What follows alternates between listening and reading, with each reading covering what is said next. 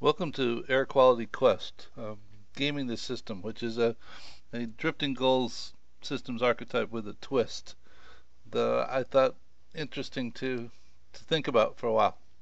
So in the B1 and B2 loops in this diagram are in fact the typical standard drifting goals systems archetype where the air quality standard in conjunction with the measured air quality produces a gap. Air quality standard is the goal for the B1 loop.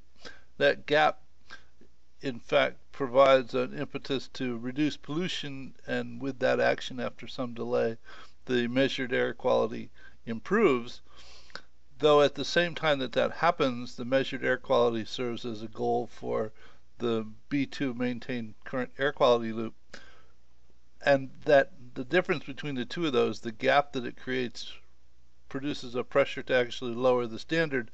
And if the measured air quality doesn't improve after some period of time, the likelihood is that the standard will in fact be lowered so that the gap gets smaller because the standard has been lowered.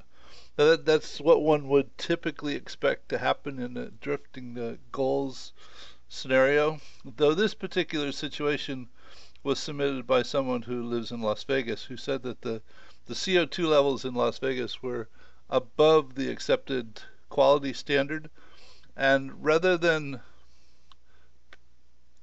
the gap actually producing a pressure to lower the standard, what happened is that those people who are responsible for the CO2 levels being higher than they ought to be, rather than initiating action to reduce the pollution, are in fact lobbying to get the sensors moved to a higher altitude, because CO2 being heavier than air is at a lower altitude, so that if you raise the sensors, the measured air quality will in fact improve, reducing the gap so that things will be okay. So it's just interesting that there is in fact often multiple ways to go at arriving at the objective, and it's good to think about in advance, because oftentimes the method used to arrive at the objective is in fact